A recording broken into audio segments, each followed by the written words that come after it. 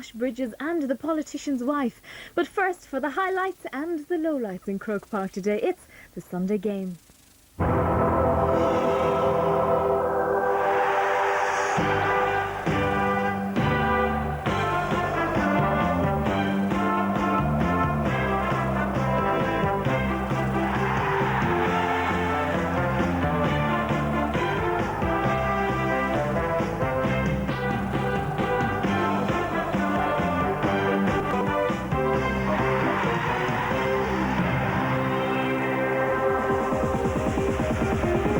Clare and Offaly just can't keep a low profile these days as controversy struck again at the end of their semi-final replay yesterday. We look back at the abbreviated round 2 as round 3 approaches. Galway came to Croke Park today with 32 years of disappointment weighing heavily on their shoulders. Derry haven't had to wait that long, 5 years since they took the Sam Maguire, but they've been struggling since to recreate the magic. Hello and welcome to the programme on a weekend which has been very different to most on the GAA calendar for all kinds of reasons. Well, we'll be reflecting here on the Sunday game tonight, not just on this afternoon's Bank of Ireland football semi-final, but also yesterday's extraordinary Guinness hurling semi-final. Joining me in studio, Tony Davis and Colin O'Rourke to talk matters football, and Cyril Farrell will be joining us later to reflect on yesterday's hurling semi-final.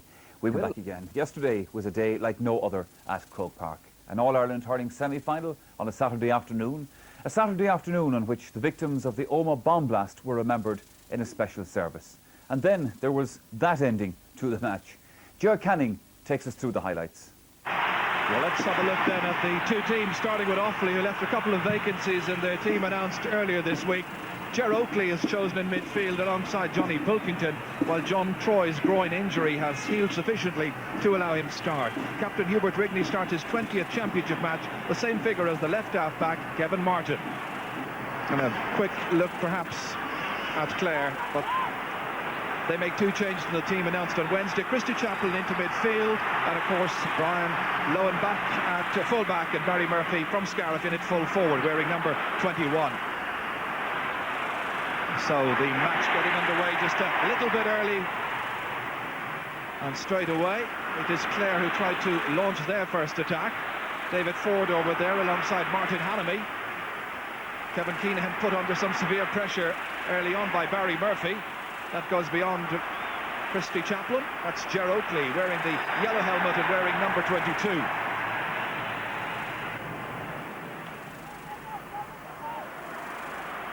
This is Joe Dooley, played well 2 weeks ago. David Fitzgerald made that wonderful save from Johnny Dooley, of course. Johnny Pilkington, the goal scorer for Offaly, under that one, down to Michael Dignan, trying to set up the first score of the match. Joe Dooley, and that's gone between the posts. Joe Dooley once again coming to Offaly's rescue and getting the first point of the match. It was a lovely hand pass out to Joe Dooley. Didn't have to think about it, instinctively knew where the goalposts were. Well, Joe is a player who's certainly given tremendous service to Offaly down the years. Today it's his 43rd championship match. Here comes Brian Wheelahan, angling that one across towards Dooley again. Starting the match at top of the left. Challenging there, Frank Lowen. Michael Dignan taking it, looking for another one, replicating the score just moments ago there from Joe Dooley. And both opening points coming from that right-hand side of the Clare defence. And it's 2 points to no score. So the pressure being put over there on Frank Lowen and Liam Doyle. This time it was Dignan, and Offaly get their second score of the match. David Fitzgerald again going straight down through the centre. Ger Oakley rises well across towards Michael Dignan, drop hitting this one inside there towards John Troy. Runs on Joe Dooley's after. Brian Quinn takes it away for Clare. John Troy after once again. Clare's calling for it across to the far side of the goal, one of them being Johnny Dooley. That's Rusty Chaplin. Down into the corner there towards Barry Murphy. Murphy's gone over to top of the left in a switch with Alan Markham. Mean on the opposite side here, it's Niall Gilligan trying to set something up, out by Martin Hannamy. Comes back out here to James O'Connor. Wonderful footwork by O'Connor, taking himself away from danger. He puts it over the bar. Clare's first point, then arriving after 7 minutes. And it's Jamesy who gets it. Oh, he's had a tremendous championship season so far. Clare's leading point scorer, turning beautifully here, having danced away from a couple of tackles. Jamesy O'Connor dashing around the place. Good ball downfield, angling that one in there beautifully. Barry Murphy takes it up first time. Here's a chance, great stop, and it's gone for the 65. Good stave by Stephen Byrne. Well, for once, the new man in Barry Murphy got the better of Simon Wheelahan, following this angle pass across here from Jamesy O'Connor. Beautiful pick up initially. Watch as the goalkeeper came out, made the save, and that's the game's first 65. So it's going to be Sean McMahon who'll take the 65 to try and tie up this game. They look at it, give it 100% concentration, and decide that it has got the range, the distance, and the accuracy, and it's 2 apiece. That's taken up by Alan Markham, who's discarded the black helmet towards Barry Murphy. One-hander trying to get it forward. Support coming in from Fergie Toohey. Murphy has it again. He missed the goal. He has got the point, and Clare lead. Barry Murphy from Scariff making it 3 points to 2. Well, Offaly got the first 2, settled the better, but Clare have made a 100% recovery, and now they've done even better than that. They're in front through Barry Murphy. Christy Chaplin rises up, can't take it over. Instead, it's the man at right half back, Liam Doyle, down towards Gilligan. David Ford was there as an option. Gilligan blocked down well by Kevin Keenahan. Toohey's after it again. Toohey into the space. Still Fergie Toohey. And that's another point for Clare. Clare lead by double scores. Back down there to try and help out is Johnny Dooley. Johnny has seen none of the action at all so far.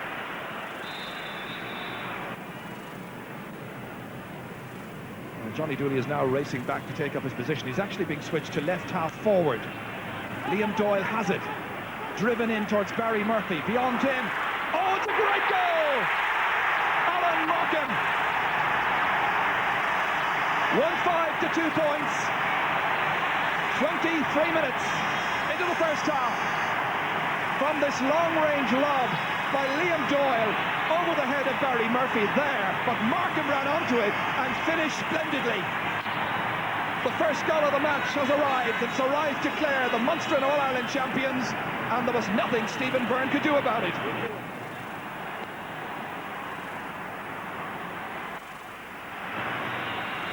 Johnny Dooley trying to pressurise forward there. It's his brother Joe. Teeing one up here. Here comes Joe Erity.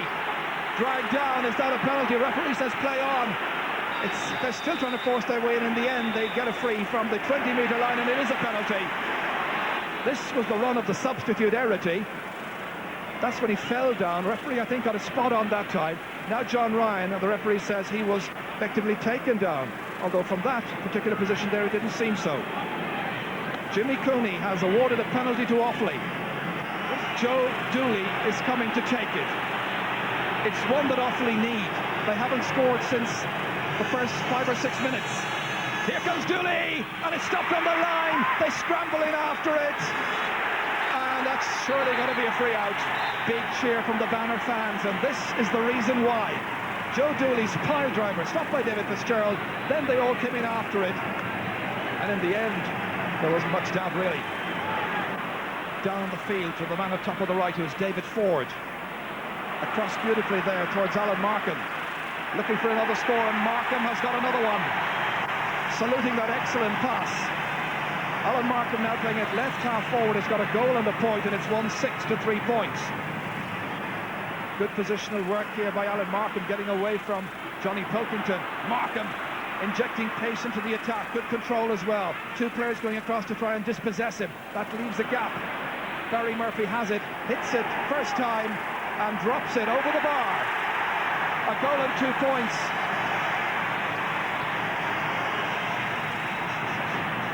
Darren Hannafy, Anthony Daly, 65 metres out from his own goal. Where does it end up? It ends up going over the bar. What a lift that will give everybody on the Clare team. The captain from Clare Castle, Dalo himself, as they call him, getting his first point of the afternoon. and it's now 1-9 to 3 points. Christy Chaplin had lost his stick, so he waited for Bacon to come in. Now it's Anthony Daly, straight at Johnny Pilkington. If anybody can do it, it surely is Johnny Pilkington. A point by Pilkington in injury time. David Fitzgerald pucking out. Again, the man they target, Ollie Baker. Chaplin taking the breaking ball. And it all ends up being an Offaly puck out. Jimmy Cooney from Galway, the match official, gives the signal for half-time. Clare are much the happier, and at the end it's 1-9 to 4 points. Meanwhile, Brian Wheeler had tried to get that ball away in the company back there of Kevin Martin. Johnny Pilkington adding to it, stopped by Anthony Daly. Looking for the first point of the second half. Alan Markham has a shot and a score. What a match he's played. That's a goal and 2 points for Alan Markham. David Ford trying to chip it back to somebody coming through from the centre. Ollie Baker was one of those. Diglin's after him. Ollie shortens the grip on the stick and scores a fine point. This is a fantastic performance by the All-Ireland champions, showing us just why they're champions and leading by 111 to 4 points. Can Offaly get a big lift? Johnny Pilkington hand passing it towards Billy Dooley, having to work for that one to get it away from Baker. Back, that time towards his brother Johnny. And Johnny Dooley tries to get this ball up into his hand. The hand pass was hit hopefully, really. There wasn't any great expectation, it seemed, that the ball was going to go anywhere in particular. But that time it's Johnny Pilkington who's been fouled by Sean McMahon. But the same cohesion is not so far in the Offaly ranks. John Troy, he's had about 3 frees so far, and this one he sweeps casually over the bar. Lovely stroke, deadly accurate, and it's 111 to 5 points. Sean McMahon, tremendous clearance, broken down again towards Fergie Toohey. Michael Dignan operating in this second half in the half-back line, and the referee is in quickly, seeing the foul blow. Michael Dignan being called across. This is what happened. They were putting pressure on him there, David Ford, and he was caught and retaliated.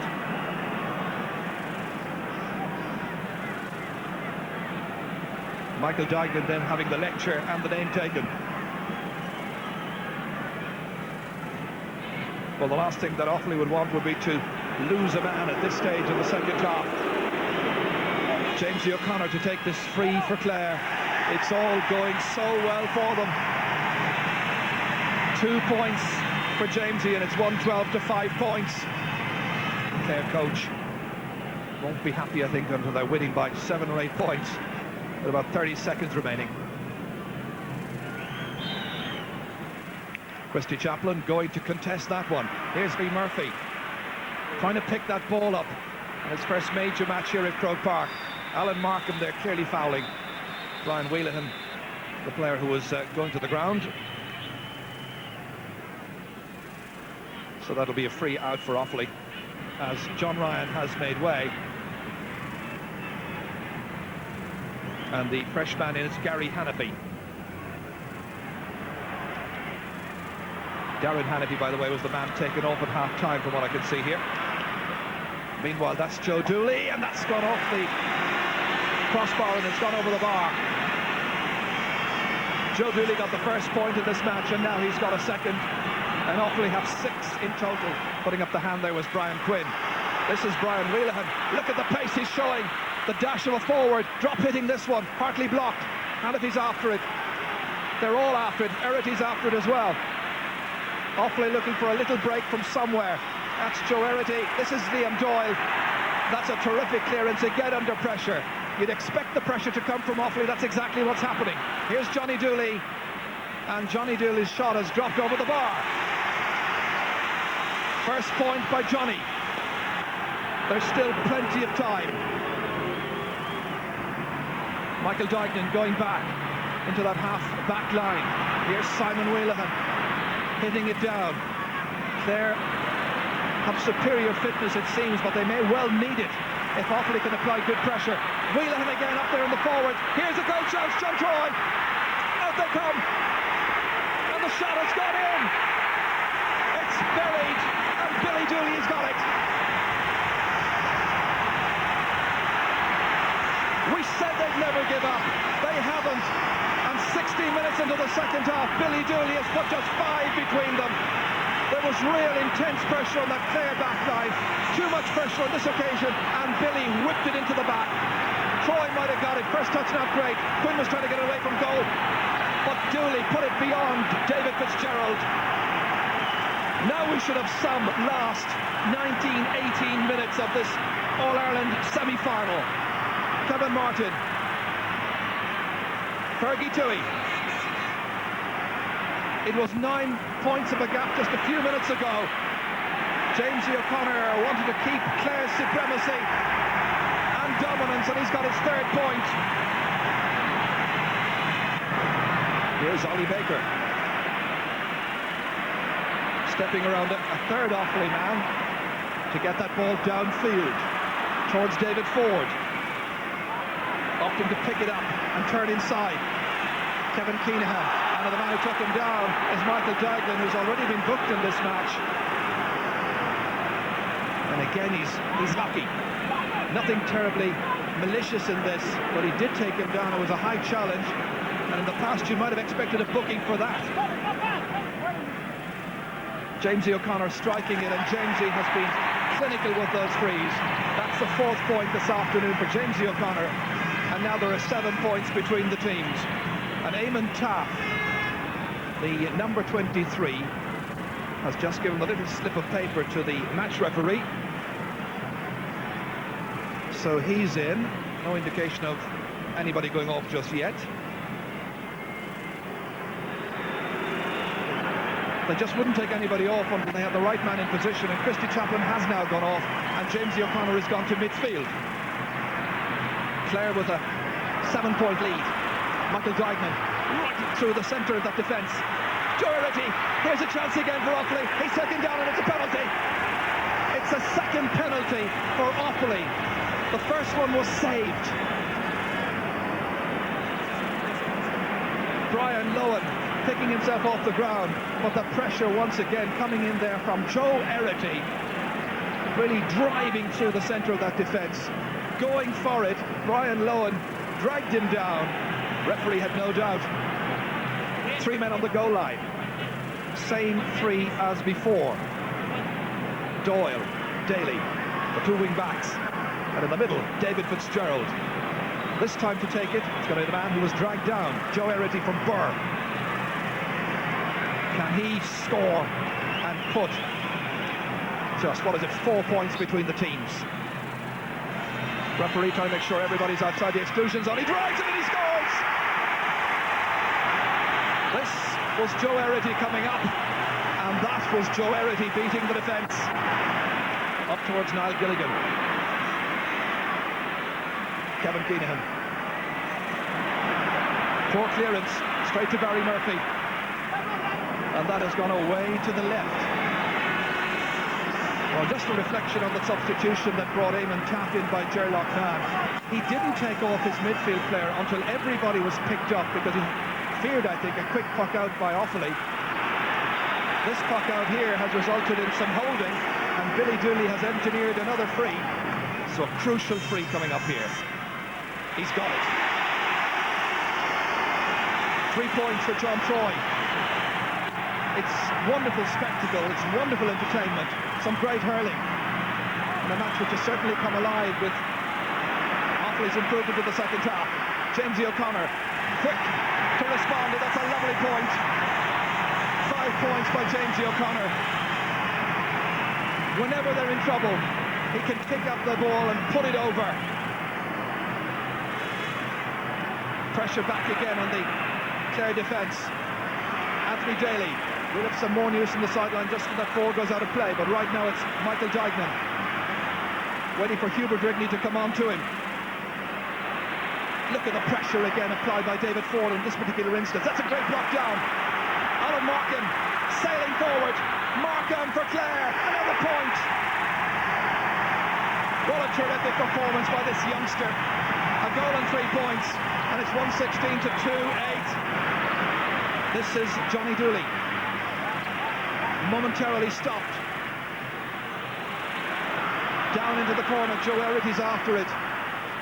Brian Lohan trying to deny him, and it's gone out over the end line, and it's a 65. No change in the 65-metre free taker, however, on the Offaly side, and that is Brian Wheelahan. He drops it in this time, batted out by Sean McMahon. Billy Dooley picking it up, trying to go through on Quinn. The shot, and that has gone over the bar, I think. Billy Dooley with another score. That's a goal and a point now for him. So back to 4 points of a difference. Hodgman here up and down the whole time. Gary Hannifer whipping on it on the ground there.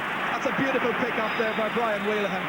The referee saw the earlier foul, however, from wonderful composure by Wheelahan.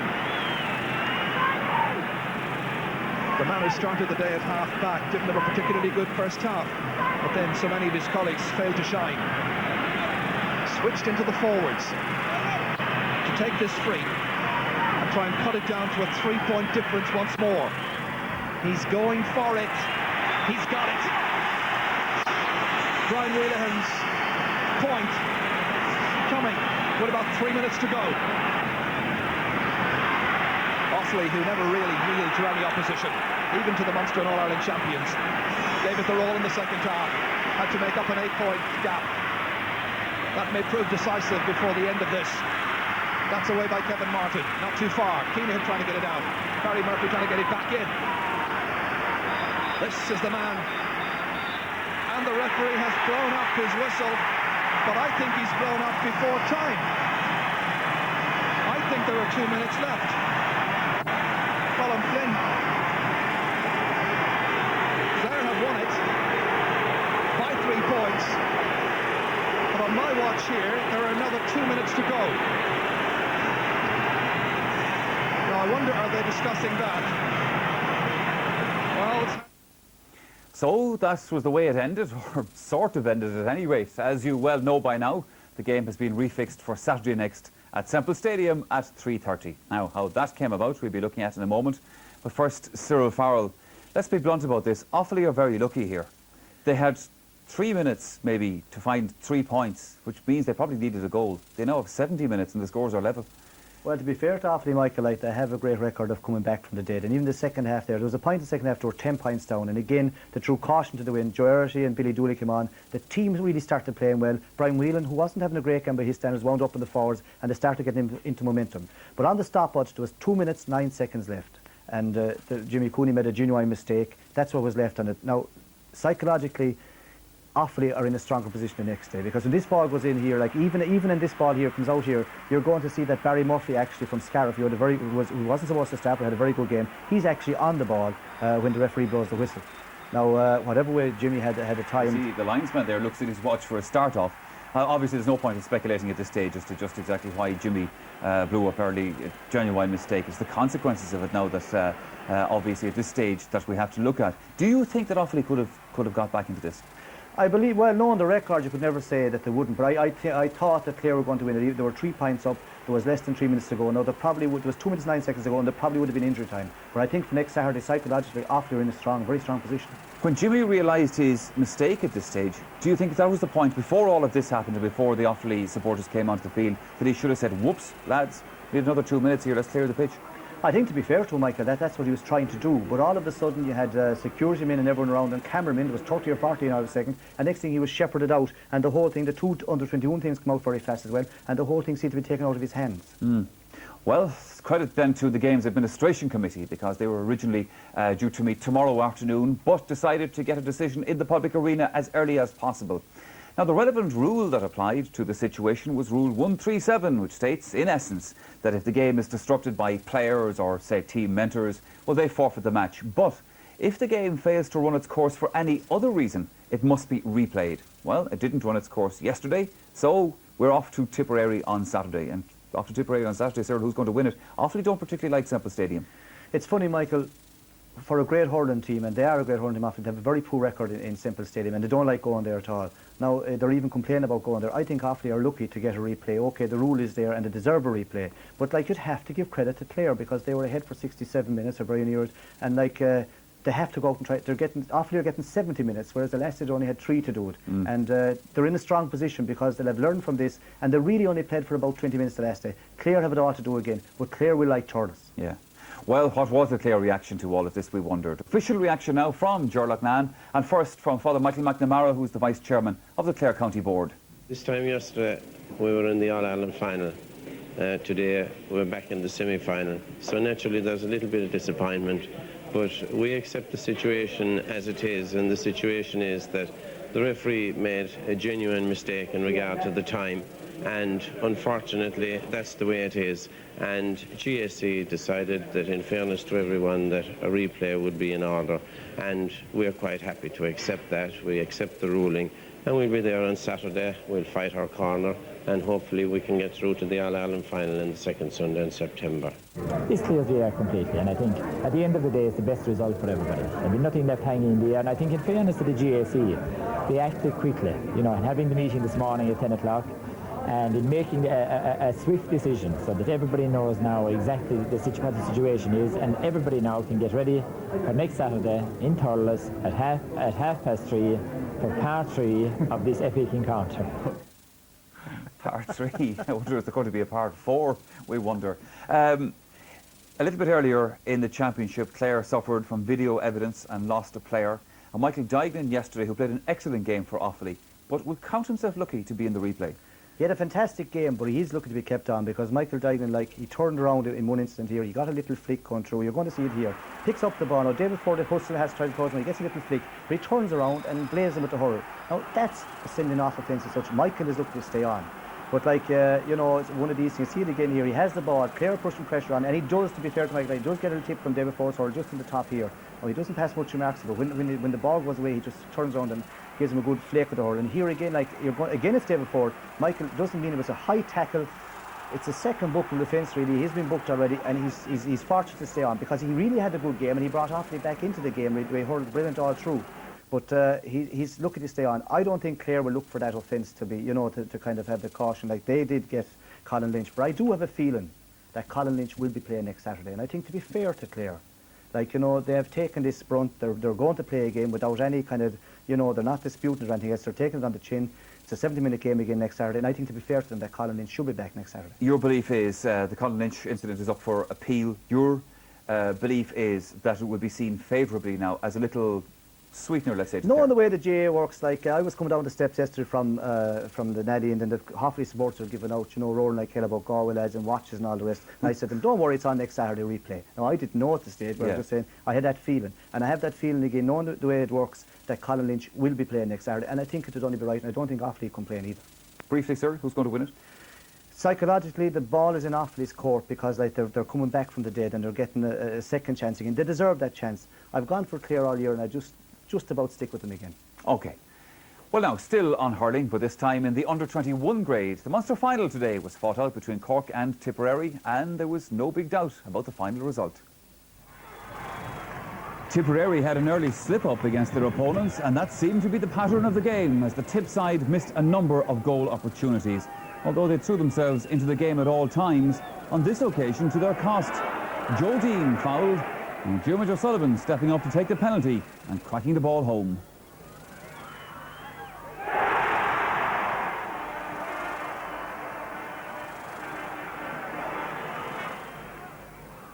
Cork were now dominant. Tomas Fitzgibbon then sent another ball in to Joe Dean. He skirted around the defence and slotted the ball into the net for a well-taken goal. Cork second. So that meant they went into the break leading 2-6 to Tipperary's 9 points. They maintained their form in the second half. Sean O'Halpine doing well to send the ball long. Fergal Horgan in goal was partially unsighted, and Sean O'Farrell struck the ball along the ground for Cork's third goal. And Tipperary, though, did get some consolation. Declan Brown on the edge of the square, scoring off a Mark O'Leary free. The crowd's reaction, though, at Porky Keeve, as you might imagine, as limp as a disappointed Tip side. The final score then, Cork 318 to Tipperary's 110, with the celebrations about to get underway. Yes, a clear and convincing win by the Cork side then. Confirmation now of that result and the other main games of the weekend.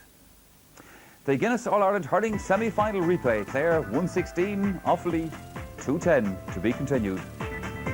The Bank of Ireland All-Ireland Football semi-final, no doubt about this one. Galway 16 points, Derry 1-8. That's minor semi-final at Croke Park this afternoon. Tyrone 114, Leitrim 1-3. And that Munster Under-21 hurling final, that was the way it finished down in Cork this afternoon. Now a look ahead to GAA-related programmes coming your way over the next week. Sideline View on Friday night. We'll be previewing this attractive second football semi-final between Kerry and Kildare, and also now, of course, the replay of the Clare-Offaly hurling semi-final. Con Murphy will be behind the microphone tomorrow evening on RTE Radio 1. Sports Call will be taking your calls on the number given there, and certainly much to talk about in terms of Gaelic games this weekend. Now, all the weekend's main GAA results are on the pages of Airtel. 240 and 560 are the relevant pages for that information. Well, Saturday next, we're off, as I said, to Semple Stadium in Thurles for Clare versus Offaly. Throw-ins at 3:30. A result not less than 17 minutes later. And on Sunday, we will, of course, be back at Croke Park for the second of the All-Ireland football semi-finals. We'll be joining Galway and Tyrone on the 27th of September. Yes, it's been a long weekend indeed. A weekend at the end of which, well, the pairing for the All-Ireland hurling final still hasn't been sorted out. Galway footballers, though, can look forward to their first appearance in the final for 15 years. Our congratulations to them. But tonight we're going to close not on football or on hurling, but with a salute to another outstanding performance, that of one Sonia O'Sullivan. And this week in Budapest, she crowned herself Queen of the Track in Europe. Impressive as it was emphatic. From the Sunday game, thank you for watching. Good night. O'Sullivan goes 150 metres from home. She's done it again. Gothenburg is revisited. Helsinki is revisited. Sonia O'Sullivan is on her way to glory once more. Sonia O'Sullivan majestically down the home straight. 70 metres to go. Sonia O'Sullivan sprints for the line. It's a gold medal again for Ireland, for Sonia O'Sullivan. And what a night in Budapest. It's Szabo from O'Sullivan. Dominguez trying to come hard on the inside. O'Sullivan goes for it, and she's taken the lead. She's overtaken Szabo, and Sonia O'Sullivan is on her way to another magnificent victory. Szabo responds, but she won't do it. Sonia O'Sullivan is coming home to an unprecedented double. Sonia O'Sullivan adds to the 10,000 metre championship, the 5,000 metre championship of Europe. Only the second athlete in history to do the 5,000, 10,000 double. Sonia O'Sullivan has rewritten the history books in Budapest this Sunday evening. That is simply magnificent.